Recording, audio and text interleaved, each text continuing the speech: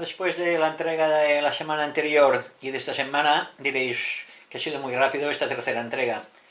Pero bueno, el motivo de hacerla es que me voy a ir de vacaciones y seguramente no tendría tiempo de hacer la tercera, y para que las tengáis así correlativas, sin que falle ninguna semana, pues os la voy a entregar lo más rápido posible. Bueno, como hemos visto en la lección anterior, para hacer pasar de modo continuo una corriente a través de un conductor es preciso utilizar un generador eléctrico, como vimos. El primer generador eléctrico lo construyó Alejandro Volta, al que le llamó pila, por estar formado por una serie de pequeños discos de cobre, otros de paño impregnados de agua que contenía ácido sulfúrico y otros de zinc, apilados unos sobre otros en el orden que he comentado. O sea, esta era la pila de Volta. En principio fue esta la primera, que era un disco de cobre, un disco impregnado de ácido sulfúrico y agua, SO4, que es el ácido sulfúrico, más H2O, que es el agua, como sabéis, y un disco de zinc. Luego otro de cobre, otro de ácido y agua, otro de zinc, y luego otro de cobre, y así sucesivamente apilados, y aquí teníamos pues el potencial.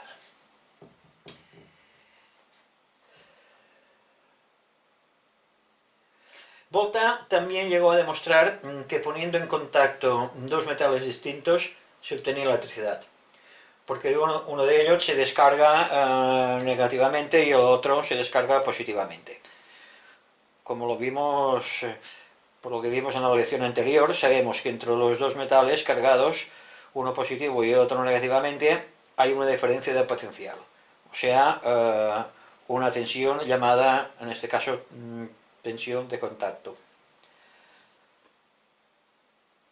A este efecto se le dio el nombre de efecto Volta. Volta descubrió también que según qué metales se ponían en contacto, cada uno de ellos se cargaba positivamente o negativamente. Después de numerosos experimentos, me imagino que debían tener una paciencia enorme esta gente, Volta dedujo que uniendo dos varillas, una de cobre y otra de zinc, con un hilo de cobre, no había corriente eléctrica. ¿Por qué? Muy sencillamente, porque al unirlo con hilo de cobre y tener contacto aquí cobre-zinc, aquí había un contacto de cobre-cobre y no pasaba nada, pero aquí había otro contacto de cobre-zinc. ¿Qué pasaba?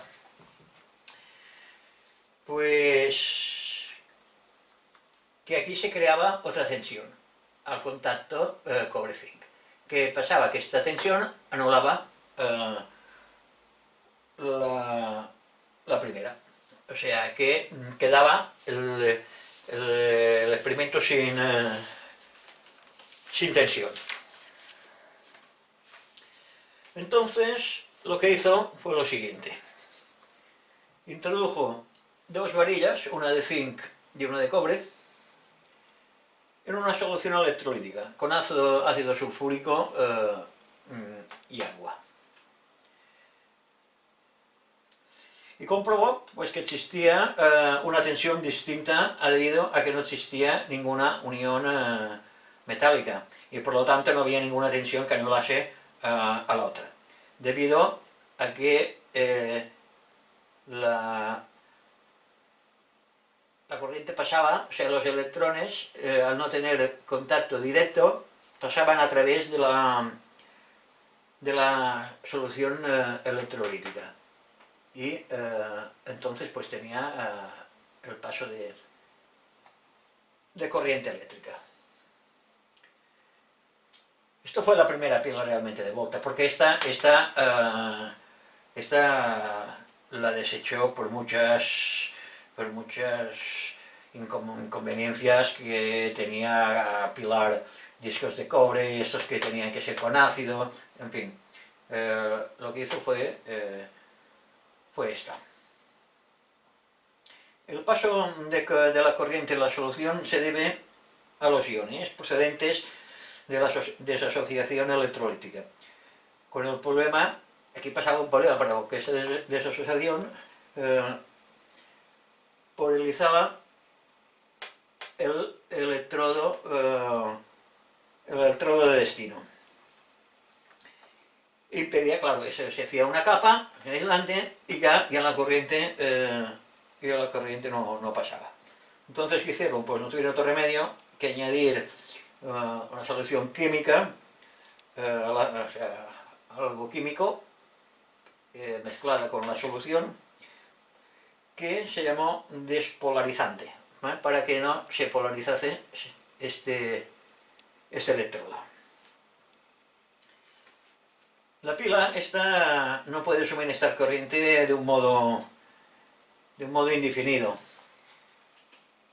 ya que por el deterioro de los electrodos, por consecuencia de la reacción química, los electrodos, ya digo, se deterioran y la tensión se reduce considerablemente. A esto le decimos que la pila está agotada cuando pasa eso, o sea que ya no hay la fluctuación de corriente de un polo a otro. La pila está formada por cuatro elementos: dos electrodos, 1 y 2, el electrolito, bueno, o la solución electrolítica, y despolarizante. Como es lógico, las pilas han cambiado muchísimo en los últimos tiempos.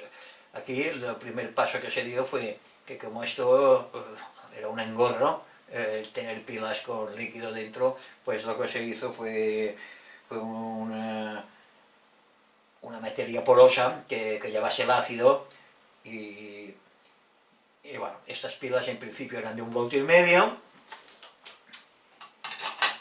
y luego ya se fueron pues modificando. Bueno, ya no digo nada de lo que ha llegado hasta nuestros días. Hoy en día hay pilas que tienen mucha tensión y en fin, y duran bastante. La tecnología, pues imaginaos, del año 1800 y pico a ahora, lo que ha evolucionado pues todo esto. En ningún tipo de conductor puede pasar la corriente con entera libertad, ya que el conductor opone un cierto obstáculo al movimiento de las cargas eléctricas.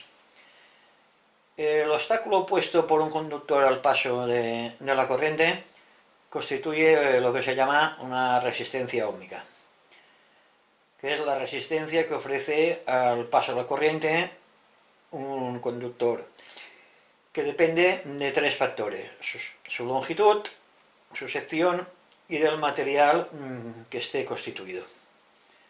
Para determinar la resistencia distinta de cada material que ofrece el paso de la corriente, se considera la resistencia que presente un conductor del material en cuestión, que posea una sección de 1 centímetro cuadrado y una longitud de 1 centímetro. El conductor tendrá, por supuesto, forma de cubo, y la resistencia que presente este cubo entre las dos de sus aristas se llama resistencia específica o resistividad. Os adjuntaré una tabla de las diferentes resistividades de los diferentes materiales. O sea que podemos decir, sin ningún problema, que la resistencia del conductor será igual a la resistividad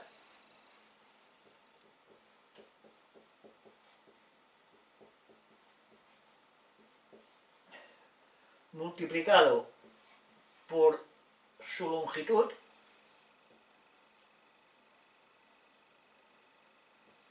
y dividido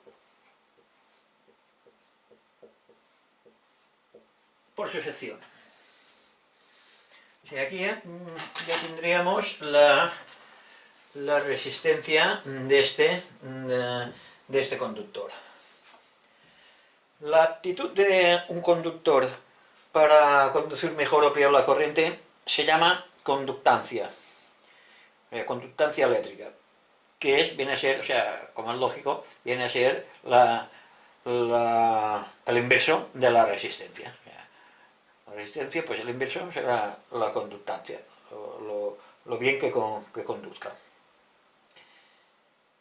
En los circuitos surge frecuentemente la necesidad de oponer a la corriente una resistencia más o menos elevada, con lo que se consiguen con elementos de alta resistividad. Y por tal motivo se llaman resistencias o resistores, que me imagino que habréis visto todos. Cuando veamos la sección de montajes, veremos detalladamente los diferentes tipos de resistencias utilizados en los circuitos de radio. La resistencia se mide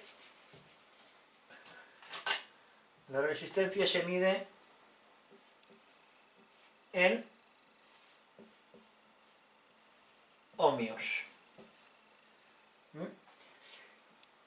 que su representación es la letra griega omega, y tiene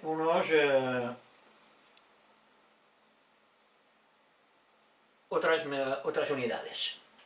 Tenemos el ohmio, que sería este, el kiloohmio es igual a 1000 ohmios, y el megaohmio, que es igual a 1.000.000 de ohmios. Estas son las tres unidades con que se trabajan las resistencias.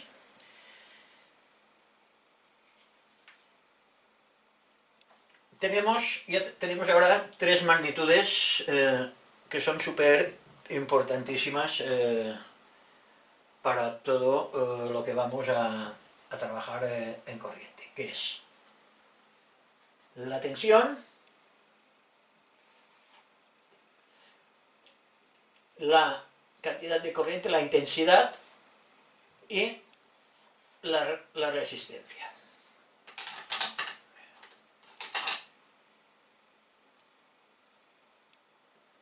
Esto se mide en voltios, la intensidad se mide en amperios y la resistencia se mide en ohmios. Sabiendo, como veremos más adelante, dos magnitudes, podemos obtener la tercera.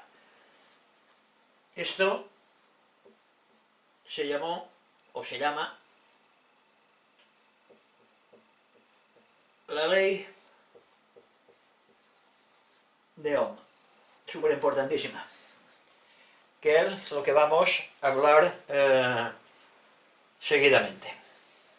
Bueno, como aquí dijimos en lecciones anteriores, aquí hay también las otras magnitudes, es el amperio, el miliamperio y el microamperio, y aquí tenemos el más grande, que es el kilovoltio, el voltio y el milivoltio. Estas son las tres magnitudes que vamos a trabajar. Bueno, la resistencia ya lo he dicho antes. Pues nada, vamos ahora a describir un poco lo que es la ley de Ohm.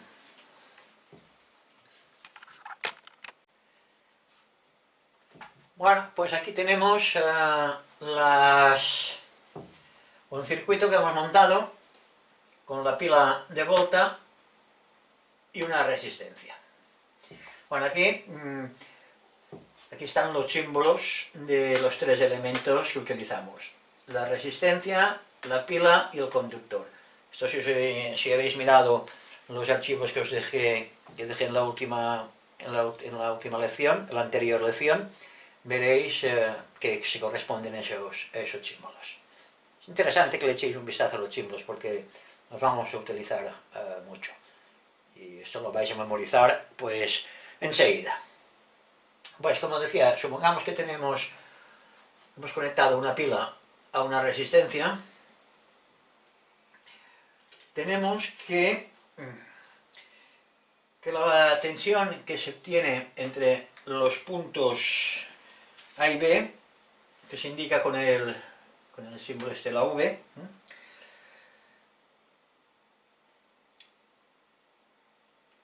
tenemos aquí, entre estos dos puntos, tenemos la tensión que nos suministre la pila. La misma tensión va indicada también entre los puntos C y D, o sea, entre los extremos de la resistencia. O sea, aquí tres extremos de la resistencia tendrán la misma tensión que a la salida de la pila. Por consiguiente, pues el mismo potencial eléctrico que el otro punto. Así, entre los puntos C y D existe por tal causa la misma diferencia de potencial, o sea, la misma tensión que entre los puntos A y B, como hemos dicho. La resistencia óhmica del circuito se indica con el símbolo R, que va marcado junto a la resistencia, ya que despreciamos la resistencia del conductor, que es prácticamente nula, o sea, no se tiene en cuenta.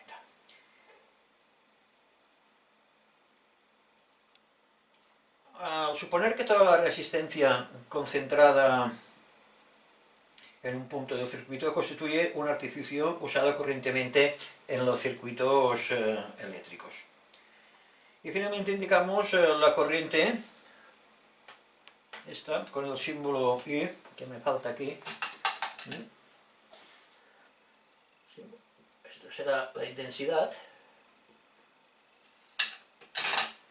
Será la intensidad de la corriente.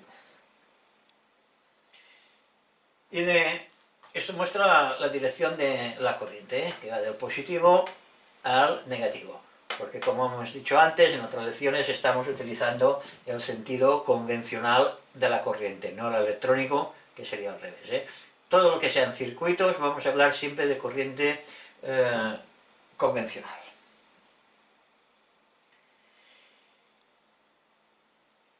Puesto que la corriente ha sido hecha circular por el circuito por la tensión existente entre los terminales, os acordaréis que dijimos que para haya una circulación de corriente tiene que haber una tensión que la empuje. Se comprende que su intensidad ha de depender tanto de la tensión como de la resistencia.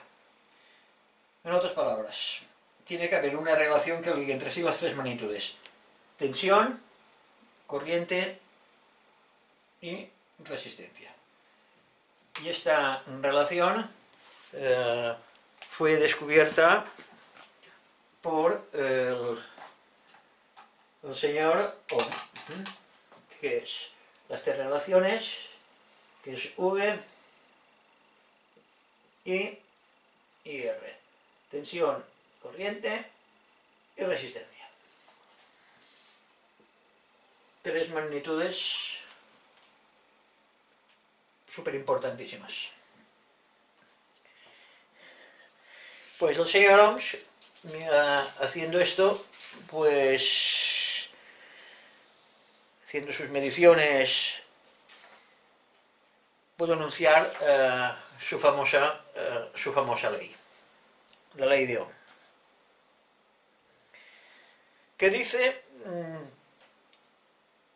que las tres magnitudes están relacionadas, y o sea que sabiendo que están entre sí relacionadas, él logró la deducción y por consiguiente anunció la ley. Y él observó que la resistencia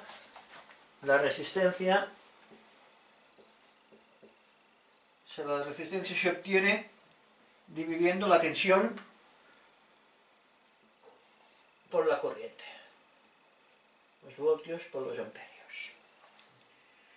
De igual manera hizo otras pruebas y consiguió ver que también la tensión se puede obtener multiplicando la resistencia por la corriente. Y luego también dedució, como es lógico, que la corriente se podía conseguir dividiendo la tensión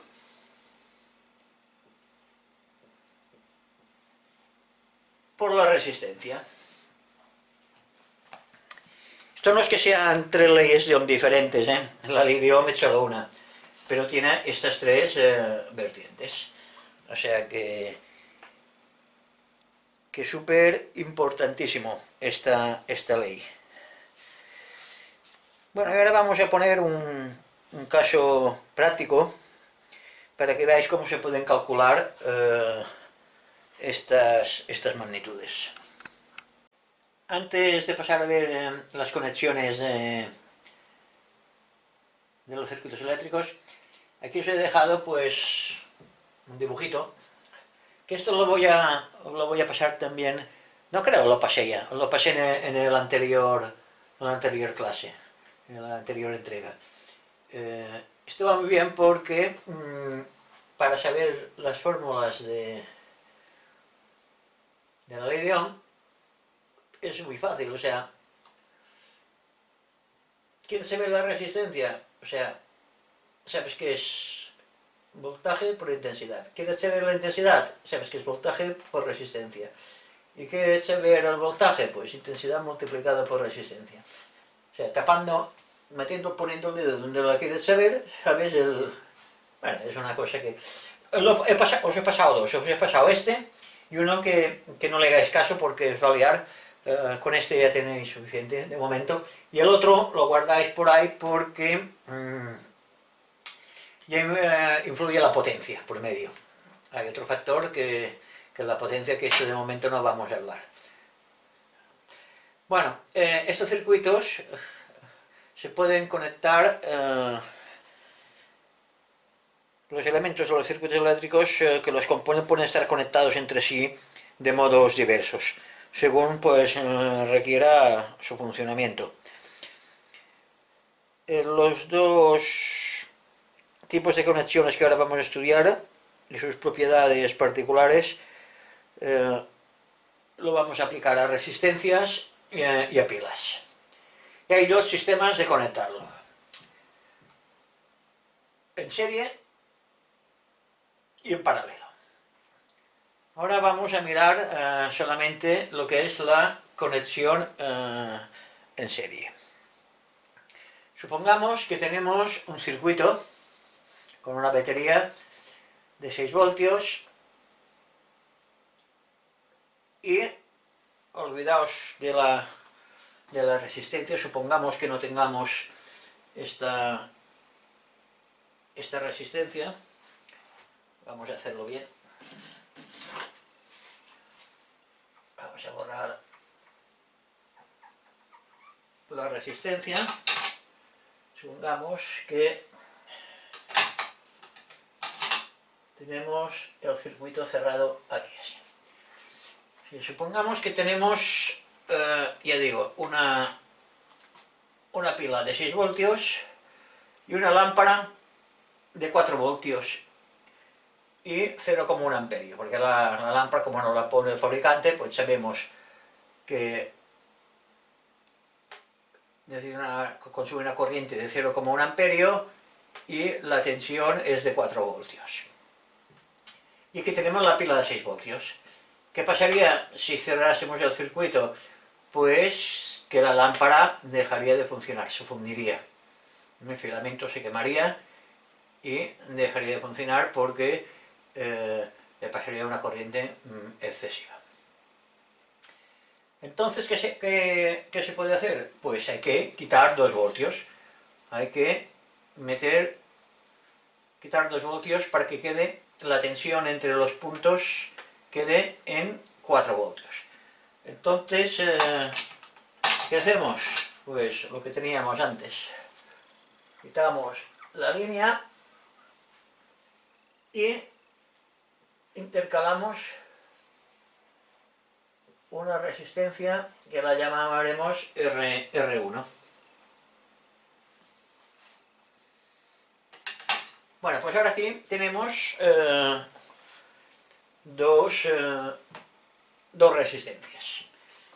La R1 y la R2, que es la resistencia de la lámpara.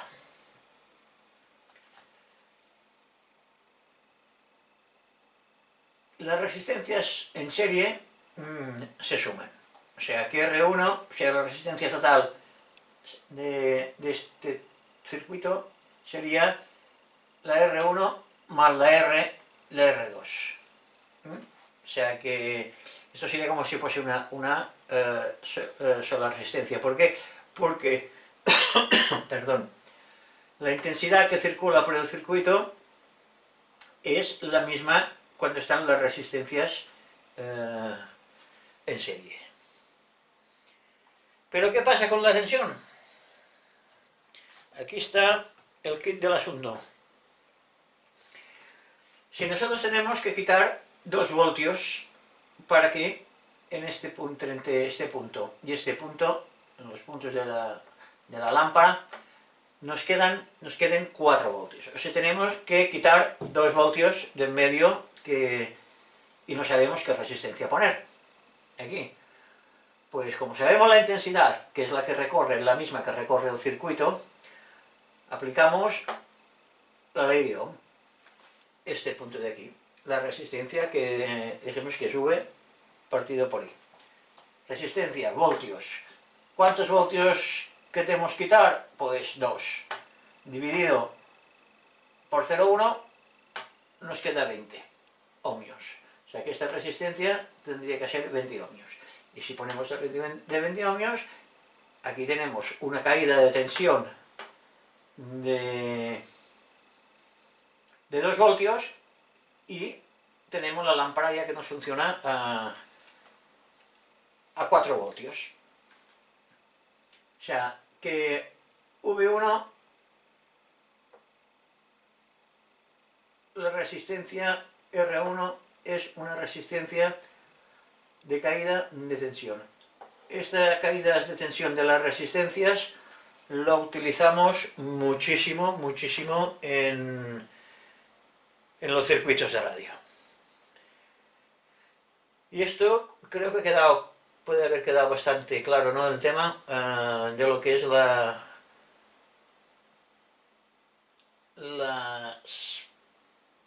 conexiones de los diferentes elementos en serie, que no todos reaccionan igual, cuidado, porque cuando hablemos de condensadores veréis que el tema cambia. Pero bueno, ahora el tema que nos lleva es este tema de las resistencias, que las resistencias en serie se suman como si fuese solo una resistencia y la intensidad que pasa por el circuito es la misma, y lo que varía es el voltaje. Pues nada, ahora vamos a ver qué pasa cuando conectamos la resistencia en paralelo. Otro tipo de conexión que se utiliza con las resistencias es la conexión en paralelo, el cual es este tipo de conexión. O sea, aquí las resistencias serían 2 lámparas, que sería la resistencia que ofrece la lámpara, una la R1 y la resistencia de la lámpara R2. Observemos en primer lugar que las dos lámparas poseen un extremo conectado al polo positivo y otro al polo negativo, por lo que ambas lámparas tendremos la misma tensión que es la tensión de la pila. O sea, los tendremos en este punto y en este punto, en este y en este tendremos la misma tensión. Esta circunstancia es una característica específica de las conexiones en paralelo. Recordad pues, que en los extremos de varios elementos conectados en paralelos existe siempre la misma tensión. Es importante recordar esto, que en paralelo, en todos los elementos que estén conectados en paralelos, entre sus puntas siempre habrá la misma tensión. Al asimilar las conexiones en paralelo, no hay que referirse a la conductancia en vez de la resistencia. Recordad que la conductancia es la inversa de la resistencia. Si suponemos en un principio que había una sola bombilla en el circuito, este tendría en un principio una determinada conductancia. Cuando la primera lámpara se conecta en paralelo a la segunda, el circuito presenta además de la conductancia de la segunda, la conductancia de la primera. O sea que la conductancia queda aumentada y por consiguiente el circuito permite el paso de una corriente mayor. De esto podemos deducir que varias resistencias conectadas en paralelo presentan una conductancia conjunta que se obtiene sumando la conductancia de las resistencias individuales. En las conexiones en paralelo es primordial de primordial importancia saber cómo se comporta la corriente. A este aspecto observamos que la corriente I, que sale del polo positivo de la batería o de la pila, se divide en el punto C en dos corrientes, la I1 y la I2. Cada una de estas corrientes atraviesa su propia lámpara, reuniéndose luego con la otra en el punto D. Reconstruyéndose así la corriente I que vuelve al polo negativo de la pila. Evidentemente, la corriente I suministrada en total por la pila se obtiene sumando las corrientes que atraviesan las lámparas o las bombillas individualmente. Como veremos más adelante cuando veamos los esquemas de los circuitos de radio, o sea, lámparas, veremos que hay unas válvulas en algunos aparatos de radio que van conectadas en paralelo a los alimentadores, a través de sus resistencias de caída, por lo que tendremos ocasión de volver a hablar de ese tipo de conexión. Después de ver lo que ocurre según el tipo de conexiones con las resistencias, vamos a ver ahora lo que ocurre con las pilas según se conecten. Como ya se dijo, la solución electrolítica de las pilas también opone una resistencia al paso de la corriente, puesto que dicha resistencia se encuentra en el interior de la misma pila, se llama resistencia interna de la pila. Esta de aquí. Esta sería la resistencia interna de la pila, que sería la resistencia que opone al paso de los electrones y la solución electrolítica. La resistencia interna de la pila es como una resistencia puesta en serie con la misma pila.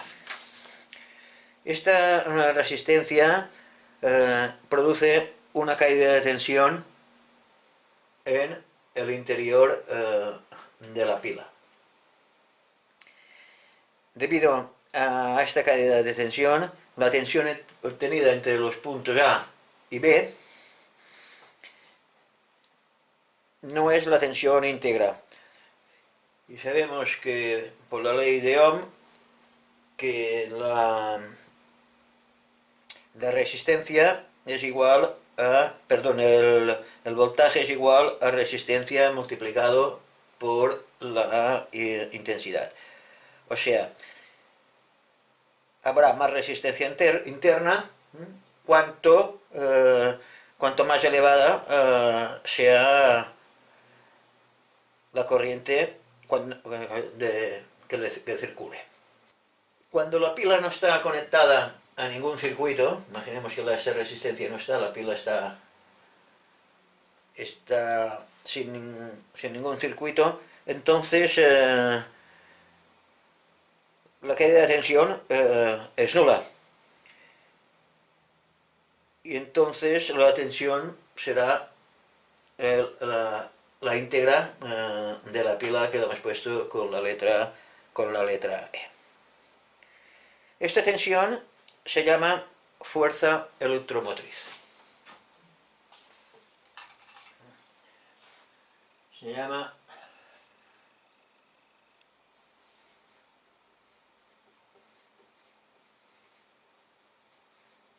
fuerza electromotriz. Se mide en voltios y su abreviatura es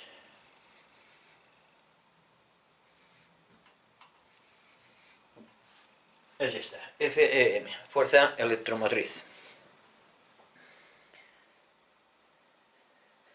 Casi siempre la resistencia interna de la pila es mucho menor que las de los circuitos externos o exteriores, por lo que se puede despreciar.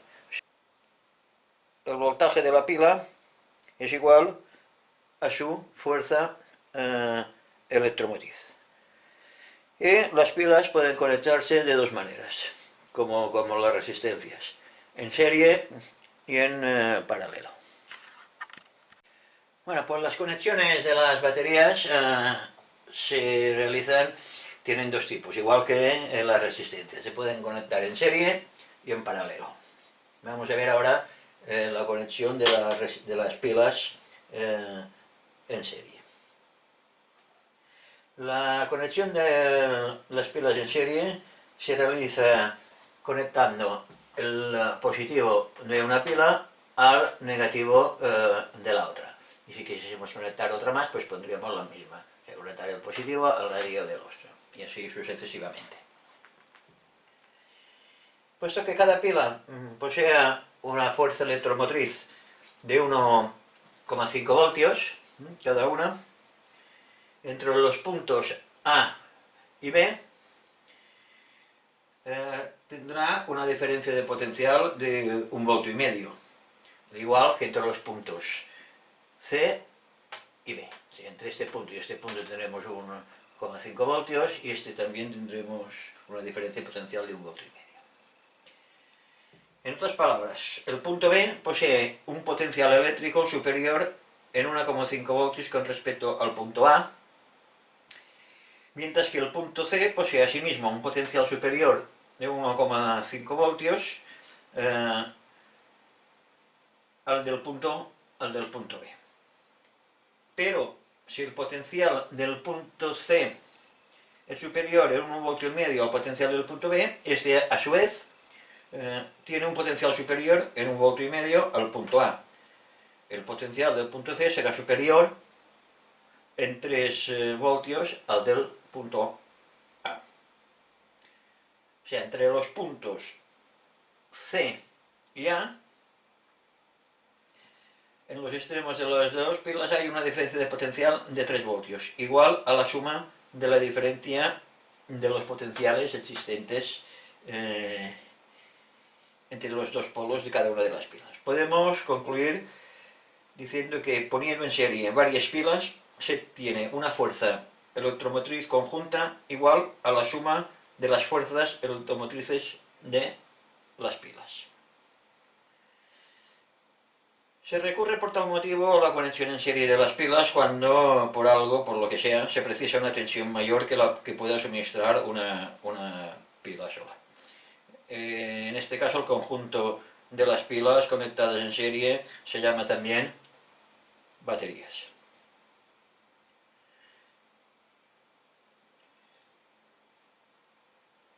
todas las pilas al hallarse en serie son atravesadas por la misma corriente, como sucede en todas las conexiones de ese tipo, como vimos con la resistencia.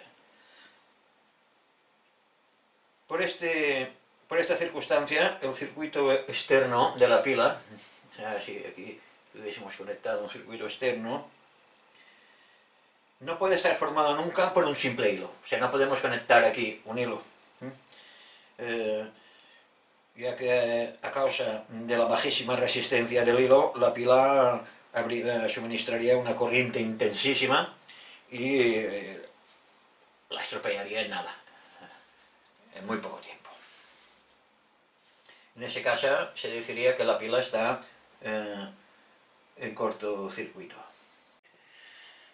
Cuando por cualquier motivo se haya de suministrar a un circuito una corriente mayor que la que pueda proporcionar una sola pila, se emplean varias pilas conectadas en paralelo, como vemos aquí, en paralelo. O sea, tenemos aquí dos pilas conectadas en paralelo. Como vemos, es evidente que la corriente suministrada por varias pilas en paralelo es igual a la suma de las corrientes que pueda proporcionar cada pila por separado, O sea, si esta puede suministrar 20.000 amperios y este 20.000 amperios, pues aquí tendremos, que se van a sumar, tendremos una corriente de 40.000 amperios. O sea, se suman. Y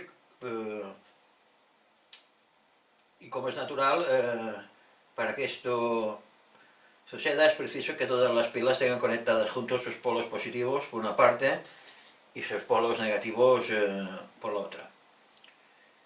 De manera que los terminales de las pilas en paralelo existe evidentemente la misma fuerza electromotriz, que será un voltio y medio, que lo tenemos aquí. O sea, que viene a ser más o menos lo mismo que las resistencias. Estos circuitos son comunes a tanto a resistencias como a pilas. Bueno, pues nada, aquí hemos terminado esa tercera lección. En la próxima ya vamos a entrar en otro tema, que va a ser el tema del uso en los circuitos de radio de la energía relativa, o sea, el condensador.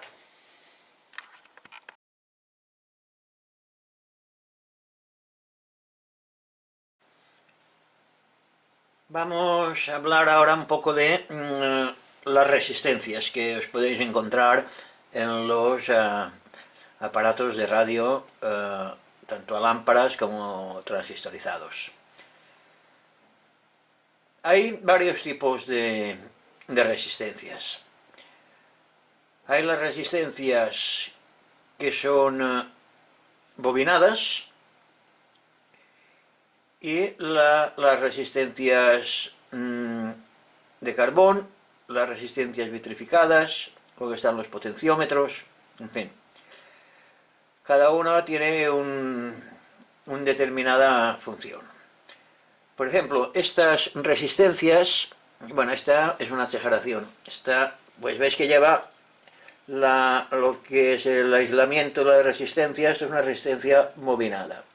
Estos son los hilos, el hilo que está bobinando la resistencia, y estos son unos aros metálicos que derivan aquí pues un valor determinado. Aquí empieza la resistencia y aquí termina, y moviendo estos aros pues pueden coger tomas intermedias. Esta resistencia es de 20K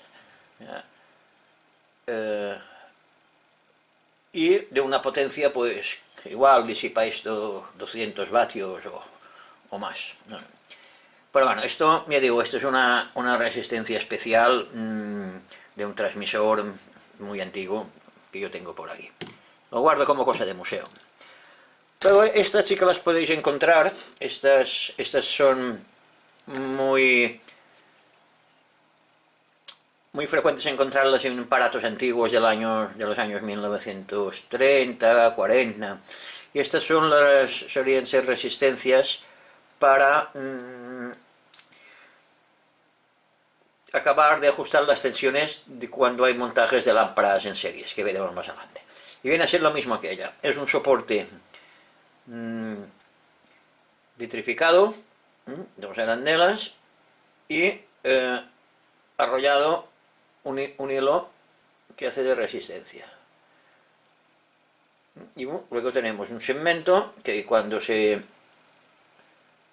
afloja de aquí podemos correr el aro y podemos ajustar pues la resistencia de la bobina.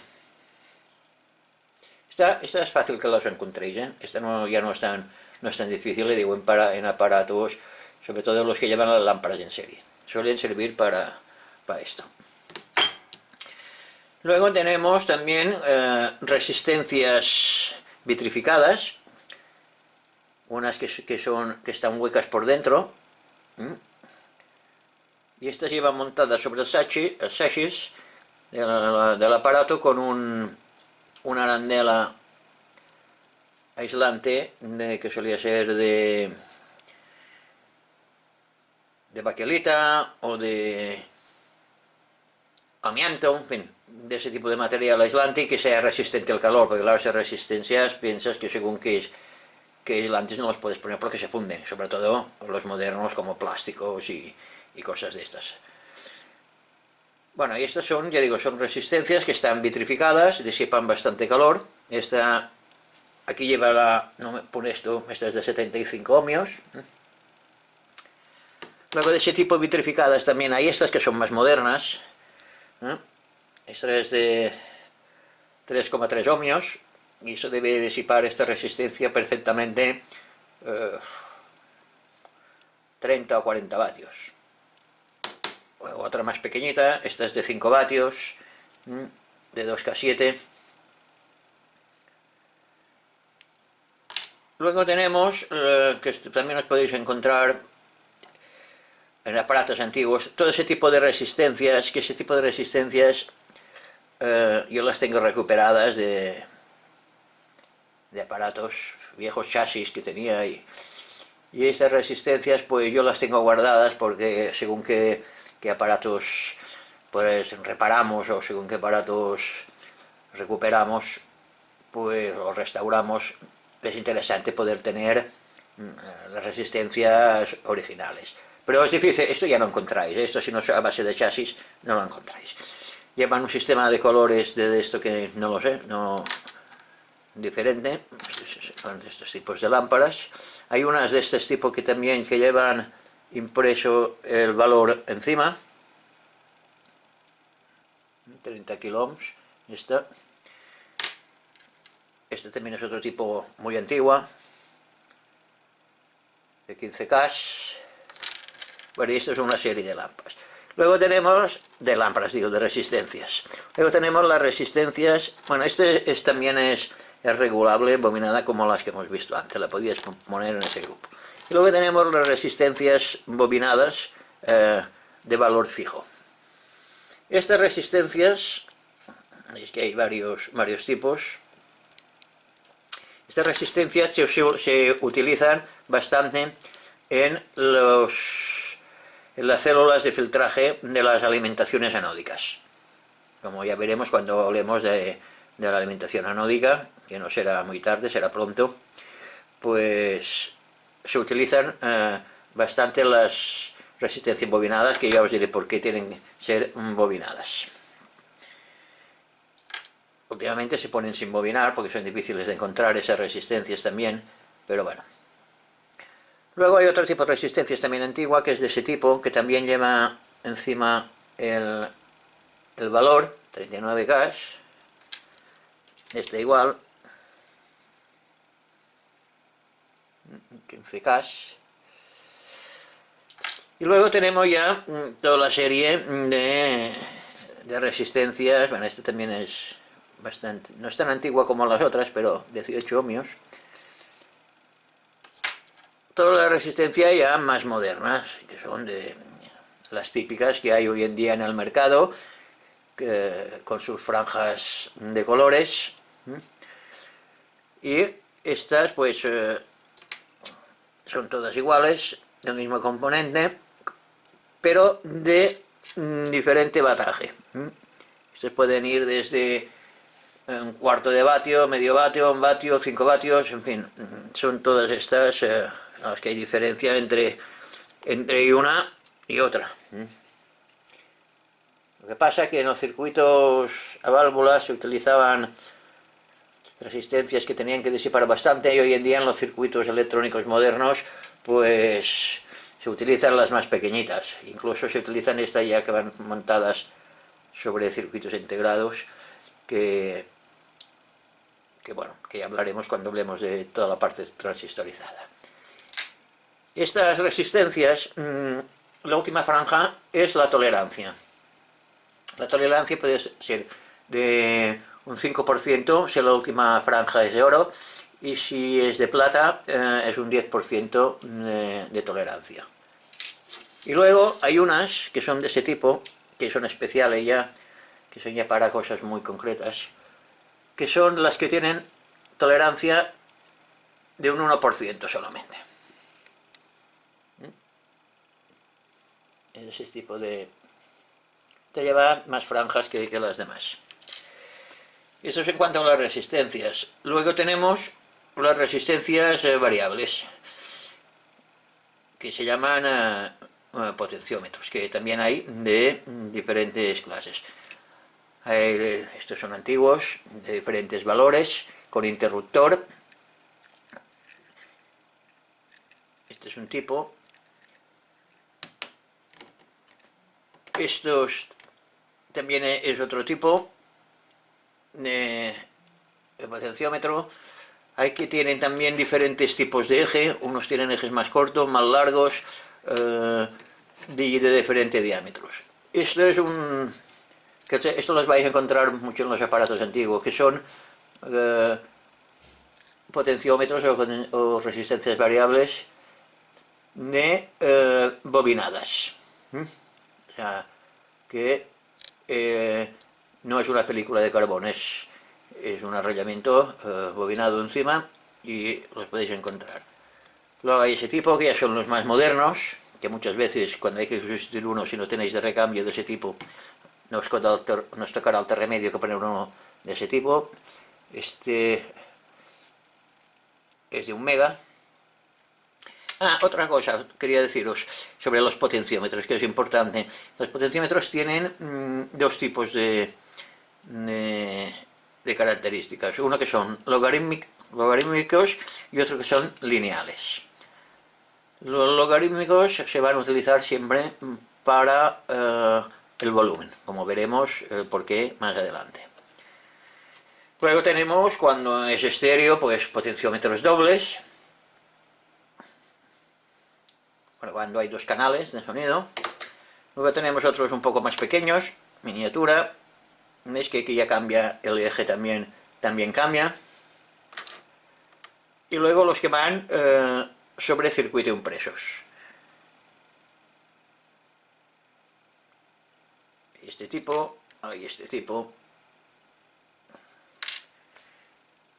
Luego hay una cosa que os quiero enseñar, que esto es difícil que lo encontréis, pero se hacía, yo tengo un trozo por aquí, que es este cable. Este cable, aunque parezca un cable eléctrico, es una resistencia. Esto en los aparatos muy antiguos, se utilizaba bastante. Cuando tenían que bajar la tensión de las lámparas por algún motivo, aparte de conducir corriente, lo que hacían era de resistencia, y así bajaban la tensión. Pero yo digo, esto es muy difícil que lo encontréis, porque yo digo, son aparatos, lo llevaban unos aparatos muy antiguos. Pero bueno, yo lo digo porque existían, vamos, y así ya lo sabéis. Bueno, y esto es todo en cuanto a las resistencias. Os he dejado en la lección anterior, os dejé unos archivos que había todo estas tablas, que me van muy bien, porque si no trabajas mucho con resistencias, llega que se te olvidan los colores. los valores. Y aquí, pues mira, aquí tiene los colores y con cada valor de su color, desde un ohmio hasta 8,8 megas, 200 creo que pone. Y estos son los valores estándares que hay en el mercado, porque a veces muchos esquemas os encontráis un valor que hoy en día en el mercado no existe. Y luego tenéis la tabla esta, que también os la he dejado, que son luego cómo se calcula el valor de una resistencia según el color. La primera franja, si es marrón, será un 1, la segunda, si es rojo, será un 2, y la tercera, si es naranja, será un 3, y la cuarta, pues es la tolerancia. O sea que esto también nos va a servir mucho. Los valores no se suman, cuidado, se ponen uno al lado de otro. O sea, es el valor y ya está, no hay que sumar nada. Bueno, y esto ha sido todo en cuanto a las lámparas. Ya en el próximo capítulo ya lo dedicaremos a los condensadores, que también es interesante. Tiene un poco más de miga los condensadores que las resistencias.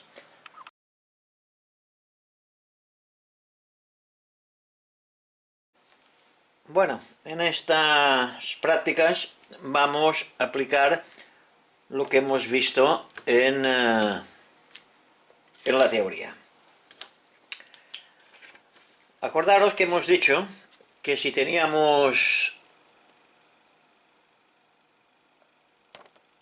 una fuente de alimentación, una batería de 9 voltios, y queríamos encender una lámpara que solo de 6 voltios, y en este caso 0,6 amperios, bueno, las magnitudes varían, ¿no? Porque en la teoría hablábamos de una lámpara de 4 voltios y una fuente de alimentación, si no recuerdo mal, de 6 voltios. Pero bueno, yo aquí como tengo una batería de 9 voltios y las lámparas es de 6 voltios, pues viene a ser lo mismo, ¿no? Para el caso. O sea, si tenemos una fuente de alimentación, una fuente de energía de 9 voltios y una lámpara de 6 voltios, no la podemos conectar porque se va a fundir, va a pasar mucho más corriente y se funde. Entonces, ¿qué tenemos que hacer? Pues tenemos que crear una caída de tensión de 2 voltios. ¿Esto cómo lo hacemos? Pues intercalando una resistencia en el circuito. ¿Y esto qué resistencia tenemos que poner? Pues acordaos de la ley de Ohm, que vamos a aplicar aquí a esto. O sea que resistencia, voy a escribirlo aquí porque es igual, a ver si lo veis por aquí, a V partido por I, o sea, al voltaje partido por la intensidad, que esto viene a ser igual que, ¿qué caída de tensión queremos tener? Pues si tenemos 9 voltios y aquí tenemos que conseguir 6, tenemos que nos sobran, o sea, tenemos que eliminar 3 voltios. 3 voltios divididos por la intensidad que tiene la lámpara, el consumo, que son 0,3 amperios, 0,3, esto será igual, vamos a ver, cogemos la calculadora esta científica que tenemos por aquí, y dividimos, hemos dicho que es 3, dividido por 0,3, y esto es igual a 10 ohmios. Esto es igual a 10 ohmios. Este tipo de calculadoras, os lo aconsejo, son súper baratísimas hoy en día. Yo cuando estudiaba años A no las teníamos, mis hijos ya la tuvieron, ya la pudieron usar, pero yo la usé después de estudiar. O sea, y la verdad que para esos cálculos eléctricos van estupendos porque te hace de todo, senos, cosenos, tangentes, raíces cuadradas, exponenciales, en fin. Si lo podéis conseguir, os irá muy bien. Bueno, total, que tenemos aquí 8 ohmios. Las magnitudes, recordad que siempre son voltios, amperios y ohmios. No mezcléis milivoltios con amperios, y porque os saldrá un desastre, ¿eh? Las magnitudes siempre tienen que ser, o sea, 0,3 voltios, no pongáis aquí, o sea, 0,3 amperios, o sea, no pongáis los miliamperios porque ya nos daría el resultado bien. Entonces aquí tenemos que poner una resistencia de 10 ohmios para que nos funcione la lámpara y no se funda. Vamos a ver si es correcto. Ahora vamos a aplicarlo, vamos a hacer el montaje y haremos las mediciones, a ver qué pasa. Vamos a soldar ahora aquí en esta regleta que me he agenciado, un trozo de maderita y una regleta para poder hacer bien las mediciones. Tenemos un portalámparas que vamos a soldar aquí, entre estos dos terminales. A ver si lo podemos hacer. Este vídeo otra vez va a durar lo indecible, pero bueno, pienso que no hay otra, porque es que si no, pues estas cosas, si no se ven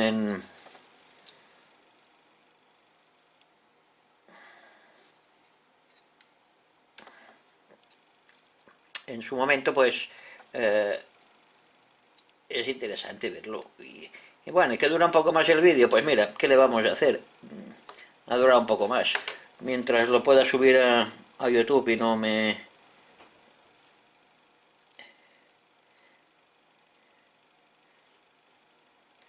Bueno, pues ya tenemos soldado el portalámparas sobre la regleta. Y ahora aquí, ¿qué vamos a hacer? Pues vamos a soldar la resistencia de 10 ohmios. La resistencia de 10 ohmios,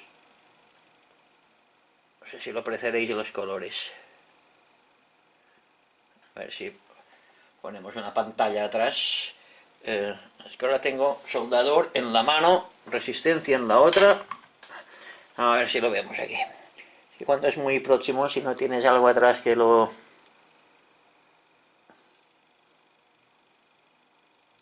Es que los colores que tiene justamente esta resistencia de 10 ohmios, me imagino que lo podéis apreciar. Es marrón, negro, negro y oro, ¿eh? O sea, es marrón, negro, negro, 10 ohmios con una tolerancia de el 5%. Bueno, pues ahora entre una patilla de... Vamos a doblar las patillas. Entre la lámpara y lo que será la alimentación, le soldaremos pues la resistencia.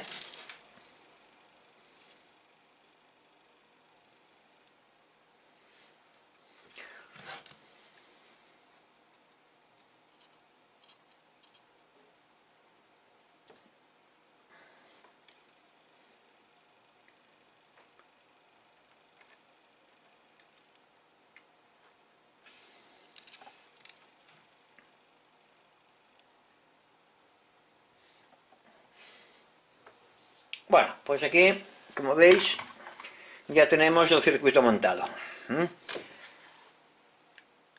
La entrada de la lámpara, la salida a la resistencia y la resistencia en terminal.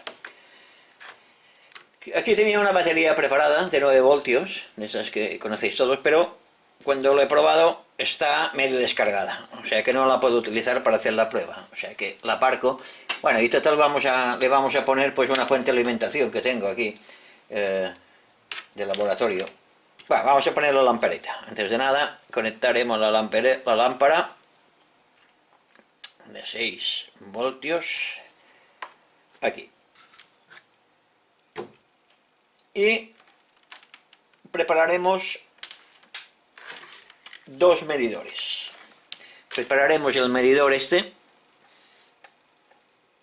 en corriente continua. Voy a hacer ahora un inciso que se me olvidó cuando os hablé de los analizadores, que es como se conectan para hacer según qué mediciones. aunque hablaremos más adelante del tema, para hacer estas pruebas os lo voy a comentar rápidamente. O sea, en un circuito, cualquier circuito, el voltímetro siempre se conecta en paralelo con lo que queramos medir. Si queremos medir, por ejemplo, la tensión de la lámpara, hay que conectarla en paralelo con la lámpara. Pero si queremos medir la intensidad, el analizador hay que ponerlo en serie. O sea, el positivo a la fuente de energía y el negativo donde va a lo que queremos medir. O sea, acordaos siempre de esto, que los analizadores hay que poner el amperímetro en serie y los voltímetros en paralelo. Esto es que se me olvidó el comentario el otro día cuando hablamos de los analizadores. Pero bueno, esto como ya lo iremos comentando mientras vaya transcurriendo el curso, pues no hay ningún problema. Pues bueno, ahora ya tenemos este circuito montado. Vamos a darle alimentación con la fuente de alimentación que tengo aquí. Vamos a alimentar a 9 voltios, pues el circuito.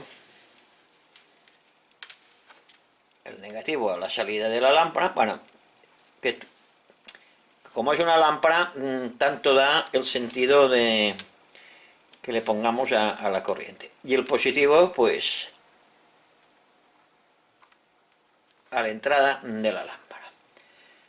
Ahora le daremos a la alimentación, que la tenemos a 9 voltios, como podéis ver, y la lámpara se enciende y no pasa nada. Y ahora, para ver el efecto, vamos a conectar los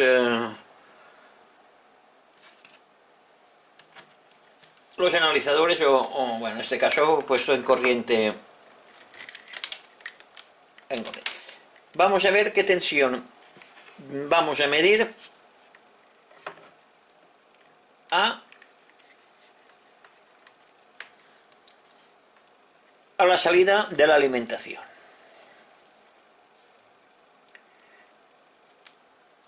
Este es el positivo. Vamos a hacerlo de otra manera. Aquí utilizaremos dos testers para que veáis el efecto. Este lo vamos a conectar a la entrada y salida de tensión.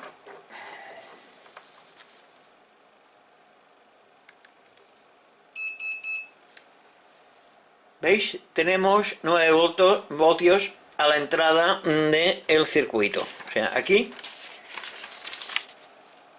en este punto, en este punto y este punto, tenemos aquí los 9 voltios, que son estos 9 voltios que nos vienen entre aquí y aquí.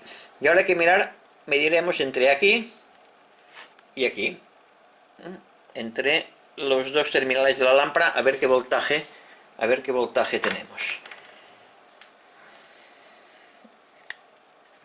Entonces conectaremos, si podemos, este aquí.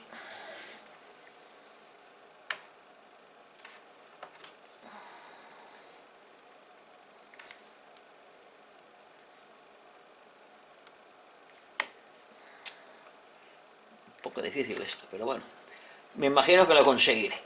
No os preocupéis, que sí, que lo voy a conseguir.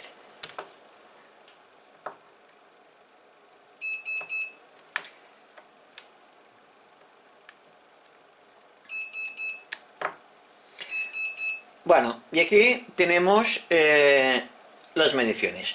Como podéis ver, es lo que dijimos en la teoría. Con 9 voltios de alimentación, poniendo una resistencia en medio, tenemos una caída de tensión de 3 voltios y tenemos una tensión en la lámpara de 6 voltios. O sea que Ohm no iba equivocado, o sea, tenía razón, ¿no? O sea, hemos hecho el cálculo, le hemos puesto una resistencia de ohmios y ya tenemos la lamparita que nos funciona a una tensión de 6 voltios para que no se funda. Y ahora pasaremos a la siguiente experiencia. Como es lógico, si pusiésemos en serie un amperímetro, nos daría... Bueno, lo tenéis aquí, lo tenéis en la fuente de alimentación, 0,29, 0,30 amperios, 0,3 amperios, perdón, casi 0,3 amperios el consumo. Estas fuentes de alimentación van muy bien, ¿eh? También, yo también, a medida que avance el curso, os voy a enseñar cómo hacer fuentes de alimentaciones que son fáciles de montar, económicas y van muy bien. O sea, el consumo es clavado al que nos dice el fabricante de la lámpara. Vamos a hacer la misma prueba, pero visto desde otro punto de vista, de esta perspectiva. Tenemos aquí pues la batería con una tensión de 6 voltios. Y hemos puesto 2 voltímetros y bueno, aquí una lámpara, y hemos punteado. ¿Qué pasa? Pues que cuando damos tensión se nos enciende la lámpara y tenemos 6 voltios en la lámpara, porque la corriente viene por aquí, atraviesa la lámpara y es como si estuviese en paralelo la lámpara. Bueno, realmente está en paralelo la lámpara. ¿Aquí por qué hemos puesto 2 voltímetros? Pues ahora lo vamos a ver. O sea, y fijaos en la luminosidad de esta lámpara. Y el voltaje serán 6 voltios, o sea que tendrá la máxima luminosidad. Bueno, pues ahora, para confirmar lo que hemos dicho, aquí, como os fijaréis, solo tenemos una lámpara encendida, porque esta la tenemos quitada y punteado. O sea que es como si estuviese solamente una lámpara. Y solo tenemos una tensión. O sea, tenemos 6 voltios, que son los 6 voltios de alimentación. Y fijaos, vamos a apagar las luces. Fijaos, para más que nada, para que memoricéis un poco la luminosidad de la lámpara. Ahora hemos hecho lo siguiente. Hemos puesto la segunda lámpara, o sea, hemos puesto 2 lámparas en serie de 6 voltios cada una.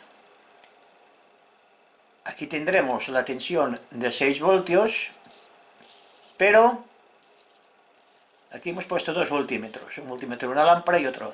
Y veremos que las lecturas de la tensión es, la primera, la V1, son 3 voltios, y la V2 también son 3 voltios, y que cada lámpara tiene 3 voltios, o sea, la tensión se ha dividido entre las 2 lámparas, y por eso van a lucir mucho menos, como veremos. ¿Y ahora qué haremos? Pues quitaremos el puente que teníamos, se apaga la lámpara porque está interrumpido el circuito, y vamos a enroscar la otra lámpara.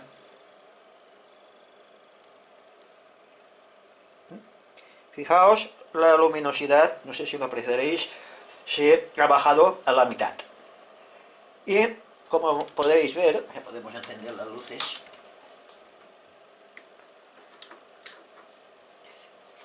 Tenemos puesto los 2 voltímetros intercalados entre las 2 lámparas, y como podéis ver, con una tensión de alimentación de 6 voltios, tenemos 3 voltios en cada lámpara. O sea, que esto viene a ser lo mismo que lo hemos dicho antes con la resistencia, pero con lámparas. Como es lógico, si se interrumpe una lámpara, cualquiera de las dos, pues se apagan las dos. Esto, en los circuitos de radio, cuando hay los filamentos de las lámparas en serie, cuando se estropea una lámpara, pues se apagan todas, como veremos. Y ahora, esta es la comprobación que la tensión se divide en las dos lámparas, y si fuese otras tres, pues se dividían las tres, y así sucesivamente. Por eso, si te memorizáis o tenéis recuerdo de las guirnaldas de Navidad, de los arbolitos de Navidad, cuando se funde una lámpara, se apaga toda la guirnalda, ¿no? Es por esto, por este sistema de las lámparas en serie. ¿Qué pasa con la intensidad? Pues ahora vamos a verlo. ¿Y qué pasa con la corriente, con la intensidad? Pues vamos a poner un amperímetro aquí y otro amperímetro aquí. Y veremos que la intensidad que recorre el circuito es la misma en cualquier punto. La corriente pasa por aquí, atraviesa las dos lámparas y, como recordaréis, cuando hablábamos en la parte teórica de este circuito, decíamos que la corriente, al conectar resistencias en serie, pasa por todas las lámparas que están conectadas en serie, por todos los elementos que están conectados en serie. O sea que la corriente es siempre la misma, como veremos. Pues ahora hemos intercalado dos amperímetros en las lámparas. Los 2 miliamperímetros a la misma corriente, 197 y 198 miliamperios. O sea que, como veis, en cualquier punto del circuito la corriente es la misma. Así como las tensiones se dividen, la corriente es la misma en cualquier punto del circuito en los circuitos en serie. Pues ahora vamos a aplicar, o sea, la teoría de cuando conectamos las lámparas en paralelo. Cuando conectamos las lámparas en paralelo, si recordáis, pues la tensión es igual en las dos lámparas, pero la intensidad se divide aquí entre las dos, y la intensidad total es la suma de la intensidad 1 más la intensidad 2. Vamos a comprobar si eso es cierto. Aquí hemos puesto dos lámparas en paralelo. Las vamos a alimentar con la tensión que corresponde a ellas, que son los 6 voltios. Ponemos el positivo en un sitio. En el caso de las lámparas no importa mucho que sea positivo o negativo, un polo o otro, ¿no? Porque no, con aparatos electrónicos sí que es importante. Bueno, ponemos la otra y veis que las dos lámparas se encienden por igual, ¿eh? Y ya digo, y están conectadas en paralelo, como hemos visto en el esquema. Ahora aquí lo que vamos a hacer es medir las intensidades. Y recordad que los que he dicho antes de conectar los aparatos para medir este tipo de cosas. Bueno, ahora lo que hemos hecho ha sido intercalar el amperímetro con la escala de miliamperios aquí en medio. Hemos intercalado aquí en miliamperímetros. Y como veis, la lectura nos da 0,6 miliamperios. Bueno, 0,60. O sea, que esto es el consumo, la intensidad total que nos circula por el circuito, 0,6 miliamperios. Y ahora lo que vamos a hacer seguidamente es conectar otro miliamperímetro, pero lo conectaremos aquí, en este punto y en este punto, y nos tendrá que dar la mitad de la intensidad total. Bueno, pues hemos intercalado estos dos amperímetros aquí entre el positivo y las lámparas. Entonces nos tiene que dar esto una medida que tiene que ser la mitad de la intensidad total.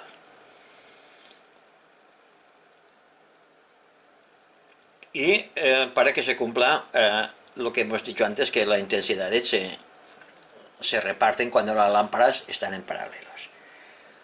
Pues hemos hecho las conexiones y efectivamente, veis que aquí una nos da 0,3 miliamperios y esta también nos da 0,3 miliamperios.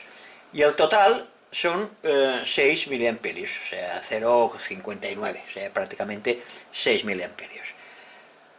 O sea que esto, la práctica corrobora la teórica.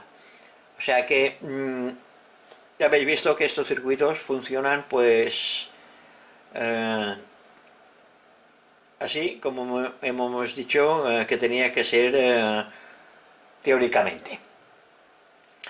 Pues nada, pues esto también se puede aplicar a lo que hablamos después de las baterías. No lo vamos a hacer porque todos sabéis que las baterías se conectan en serie, las intensidades se suman, perdón, las tensiones se suman y la corriente es la misma, y si están en paralelo, pues la tensión es la misma y las intensidades pues